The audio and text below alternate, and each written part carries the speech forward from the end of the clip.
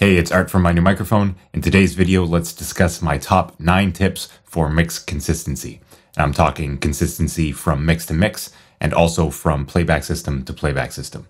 And while I'm not specifically talking about a consistent mix across an entire album per se, these tips will also apply to that. Rather, I'm talking about having consistent results and even improving your results from mix after mix as you go through your mixing journey. Of course, I'm not talking about turning your mixing into an assembly line type situation where every mix sounds exactly the same and lacks any sort of creativity, although it is important to have a sort of sonic signature when mixing, especially for clients. Remember that they will be paying you for your taste rather than your technical skills. But what I'll be discussing in this video are the habits I think that are worth developing in order to achieve the best results we can mix after mix and even improve our mixes as we move forward. So the term consistency, in the context of this video anyway, will refer to the mix quality rather than the overall mix aesthetic, if that makes sense. All right, starting with tip number 1, and that is following a consistent mix workflow. This is the obvious key for consistency within our mixing sessions. However, this will naturally extend to the results that we achieve in the mix. Having unorganized sessions and poor or no workflow means that we're basically reinventing the wheel in every mix, which is hardly a strategy for consistency in our mixes. So strengthen your workflow, know the next typical steps to take at any given point within the mix, and develop a stronger sense of how the mix should be coming together as you move throughout the entirety of the mix. Speaking of developing a strong mixing workflow, you can download your free copy of the My New Microphone Mixing Guidebook. That will be the first link in the description box down below. And in this guidebook, I discuss plenty of things, including the 5 general steps that I see working for a general mixing workflow. That includes preparing, organizing, and routing the mix, getting the initial balance, processing and refining the mix, adding automation and special effects, and finally finalizing the mix. So again, if you're interested, there is a link in the description box down below. It'll be the first one. You can get your copy for free. All right, moving on to tip number 2, which piggybacks on tip number 1, and that is using mix templates. Mix templates will save us a tremendous amount of time by having the basic mix setup done for us before we start mixing. This includes things like ordering the tracks and color coding them, routing them, and even having our typical inserts that we usually use in our mixes set up for us. Much like having a strong workflow, having a great mix template or several great mix templates will help in the consistency of our mix sessions, which again translates to the consistency of our mixes. By using a mix template, we reduce decision fatigue by not having to go through and set up a session every time. This allows us more freedom and creativity in the mix and can help lead to more consistent mixes as well. For example, we can name, color code, and order our tracks so that they are easy to find within the mix at any given point. We can set up our subgroups and our effects returns and have the typical processes that we use in each of these auxiliary tracks. And we can even have our typical processes and effects already inserted on our audio tracks, which will save us time from having to load them up. And from there, it will just be a matter of tweaking the plugins. Remember that we shouldn't be mixing from presets. We should always use our ears, but having our typical effects already inserted into a mix template can help us move through a mix that much faster. Now, we shouldn't be beholden to our mix templates. These are just meant to be starting points, and we should be able to alter them as we see fit as we get through the mix. Again, they are just meant to set up the basic mix session for us so that we don't have to waste time doing things that we have to do in every single mix to get started. I have a video on the benefits of using mix templates, which I will leave a link to in the description box down below if you'd like to check that one out. Tip number 3 for producing consistent mixes is referencing proper reference tracks. And at this point, it should become clear that we're talking about consistent quality over consistent mix aesthetic. For any given song, there will be a wide variety of ways to produce a compelling, commercially viable mix that you and your clients will be proud of.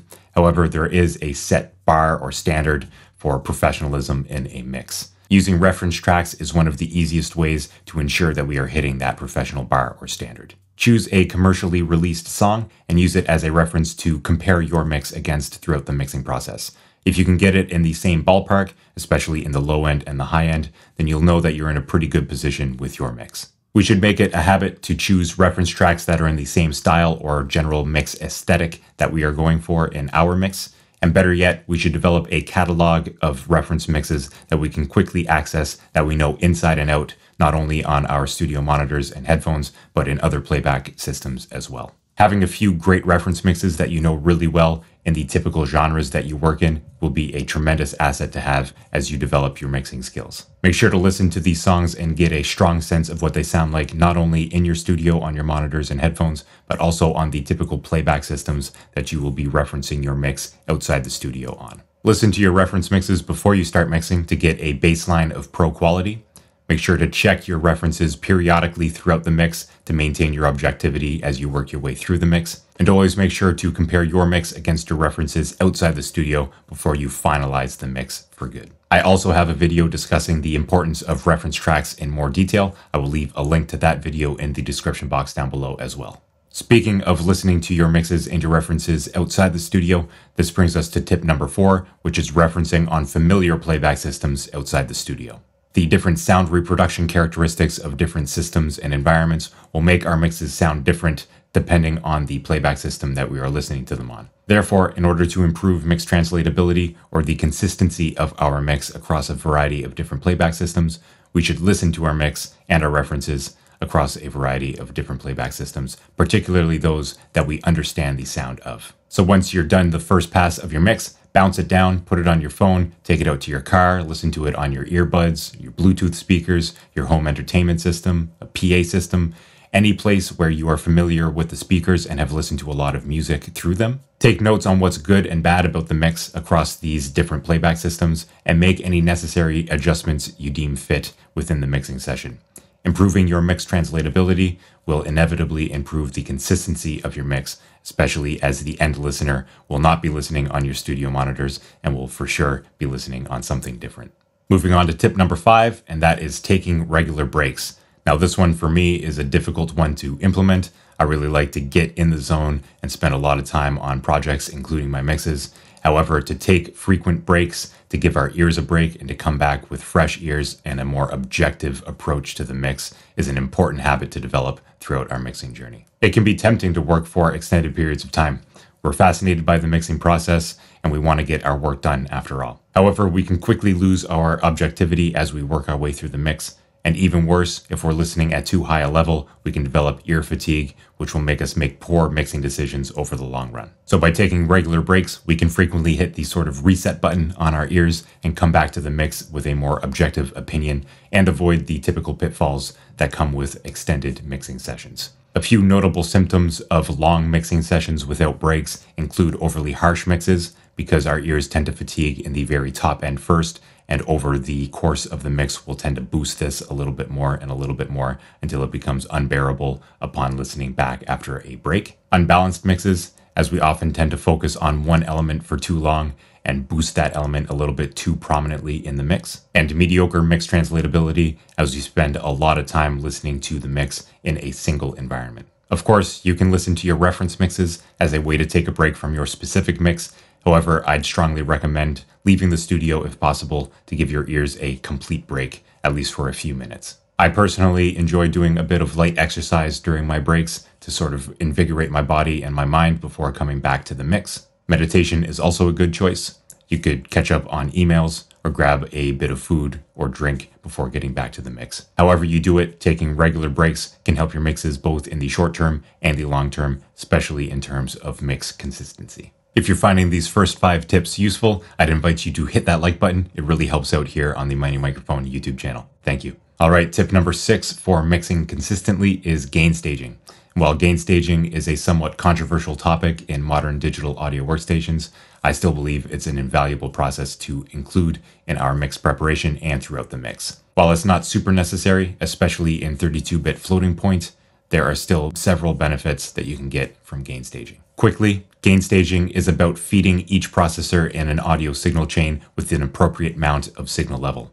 In the analog realm, the line level equipment that we process our audio with typically has an appropriate level of about 0 VU, or 0 volume units, which translates to about -20 to -18 dBFS in digital systems. The benefits of using gain staging in our digital audio workstations include level matching for A/B testing. This means that we can turn plugins on and off without affecting the overall level of the tracks that those plugins are inserted on. We also have the benefit of ensuring proper headroom throughout the entirety of the mix. And last but not least, we get a standardized level at unity gain for each fader of each independent track. This helps us easily visualize which tracks are louder than others, making it that much easier to mix. In the case of plugins that emulate analog equipment, we get the original benefits of gain staging, including low distortion and great signal-to-noise ratio. In terms of consistency, gain staging will give us that confidence that the relative fader positions of each of our tracks will be fully representative of their relative levels within the mix. We can also know how much level we are feeding into our plugins and how they should react to that. And by gain staging properly in every one of our mixes, we will have that consistency in our favor as well. This may seem simple, but I promise you that it will compound over time, leading to a better workflow and ultimately better mixes and more consistent mixes. I have a dedicated video on the topic of gain staging, which I will leave a link to in the description box down below. Tip number 7 is to use automation to alter the balance throughout the mix. Heraclitus famously stated, "The only constant is change," and this applies perfectly to music.